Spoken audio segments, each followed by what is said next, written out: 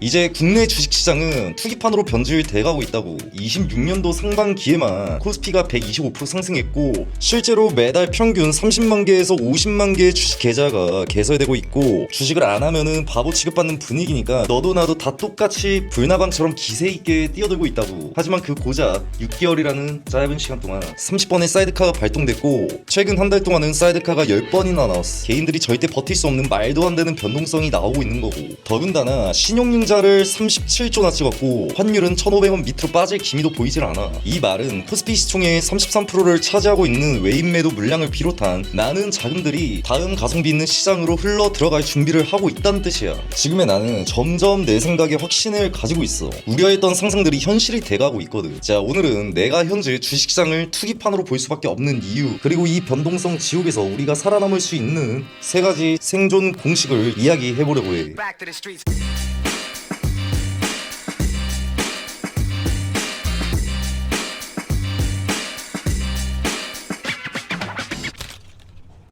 저번 영상에서도 나는 코스피 하락을 말했고 잔잔하게 저점을 다지고 있는 시장에서 소외받고 있는 크립토 시장으로 자금을 옮기고 있다고 말했어. 업비트 기준으로 비트코인은 9,100만원대에 매수를 했고 이더리움은 239만원대에 매수를 했어. 7월 1일에 촬영했던 영상이었고, 내가 촬영한 이후로 엄청난 변동성을 겪었어. 실제로 주시장은 빠그라졌고 코인 시장은 반등을 이어나가고 있어. 단 며칠 만에 현재 비트코인은 4% 수익 중이고 이더리움은 10% 정도 수익 중이야. 단기적으로 먹으려고 들어간 게 아니고 장기적으로 큰 상승 파동을 보고 들어갔다고 말했어. 실제로 국내 주식장은 수익성이 이제는 떨어질 거로 보고 나는 주식으로 큰 수익을 보고 어느 정도는 정리하고 옮긴 거야. 자, 우선은 국내 주식시장이 이렇게 투기판으로 변질된 이유를 3가지를 짚어줄게. 첫 번째로는 지금의 주식시장은 포모와 유동성이 만들어낸 괴물이라는 거야. 자금이 한 곳에 묶여서 같이 투자를 하는 시대는 끝났어. 지금은 정보가 빛의 속도로 공유되는 시대이기 때문에 어디가 좋다더라 하면은 개인이고 기관이고 할 거 없이 내동 매매로 우르르 몰려간다고. 나만 대세에서 소외된 거 아닌가 하는 공포감, 즉 포모 증후군이 시장 전체를 지배하고 있다는 뜻이야. 돈의 성격 자체가 진득하지 못하고 가벼워진 거지. 그러니까 이슈 하나만 터져도 상한가 치고 다음날 바로 폭락하는 극단적인 변동성이 일상이 돼버린 거라고. 두 번째로는 사람이 아니라 AI와 알고리즘이 지배하고 있기 때문이야. 지금 시장에서 터지는 거래량의 상당수는 사람이 머리를 굴려서 매매하는 게 아니고 초고속 컴퓨터, 알고리즘이나 AI를 이용한 고주파 매매가 판을 치고 있어. 이 컴퓨터 프로그램들은 특정 지지선이 깨지거나 뉴스의 특정 키워드가 뜨는 순간 0.0001초 만에 수조 원짜리 매도나 매수 폭탄을 던져버린다고. 그게 또 다른 프로그램의 매도를 부르고 결국 투매를 낳으면서 시장은 아무 이유 없이 급락하고 급등하는 변동성 장세가 연출되는 거라고. 인간 트레이더들이 감당할 수 있는 속도가 절대 아닌 거야. 자, 3번째로는 초단기 파생 상품의 등장으로 도박판이 돼버리고 있는 거야. 이게 정말 핵심이야. 3번째가 요새 주식시장을 망치고 있는 주범 중 하나가 바로 초단기 파생 상품이야. 즉 만기가 하루도 안 남은 초단기 옵션 상품이야. 예전에는 옵션 만기가 한 달 일주일 단위였는데 이제는 매일매일 만기가 돌아오는 초단기 복권 같은 상품이 시장을 지배하고 있는 거라고. 적은 돈으로 수십 수백 배 레버리지를 일으킬 수 있으니까 투기 세력들이 여기에 환장을 해버리는 거라고. 문제는 이 초단기 파생 상품 옵션 거래량이 너무 비대해지다 보니까 파생 상품 시장이 거꾸로 현물 주식시장의 대가리를 흔드는 웩도독 현상이 매일매일 발생하고 있다는 거야. 옵션 가격을 맞추려고 대형 기관들이 장 막판에 주식을 미친듯이 사거나 팔아 제끼니까 장마감 직전에 지수가 요동치고 투기판으로 변질될 수밖에 없는 구조라는 거야. 결론은 하나야. 지금 주식시장은 시스템적으로나 인간의 심리적으로나 단기 차익에 미쳐있는 구조야. 우리 같은 개미들은 절대 버틸 수 없는 변동성이고 이대로 가면은 어찌됐든 간에 시선들은 다른 데로 쏠릴 수밖에 없어. 자, 그러면은 이제부터는 어떻게 해야 되느냐. 지금 같은 변동성 지옥에서 자산을 지키고 궁극적으로 이기려면은 딱 요거 3가지만 기억해. 첫 번째로 현금도 훌륭한 포지션이야. 투자를 안 하고 가만히 있으면은 뒤처지는 것 같고 막 불안하지.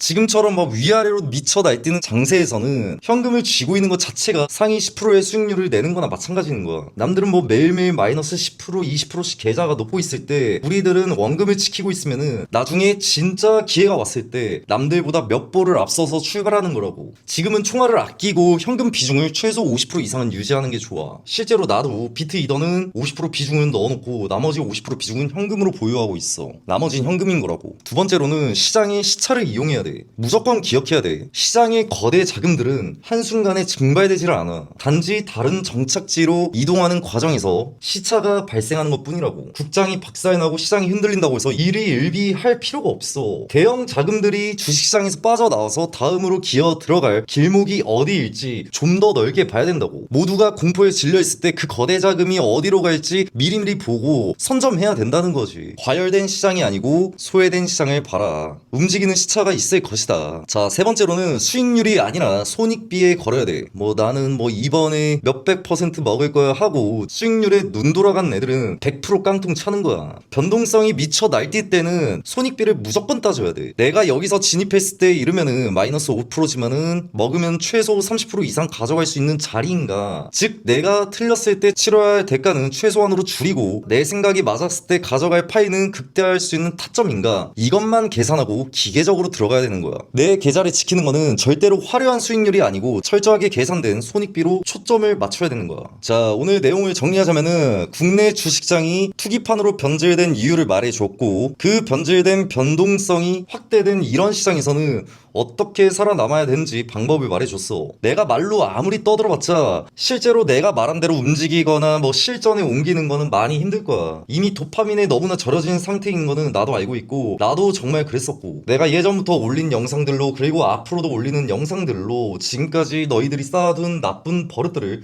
싹 다 지우길 바라는 마음이고 영상 하단 댓글에 보면은 송차드 태방이 있으니까 조금이라도 배우고 싶은 마음이 있다면은 무조건 들어가야 돼. 우물 안에 개구리로 사는 게 아니라 더 넓은 세상을 확실하게 보여줄게. 구독과 좋아요 알람 설정은 무조건이다. 자, 다음 영상에 보자.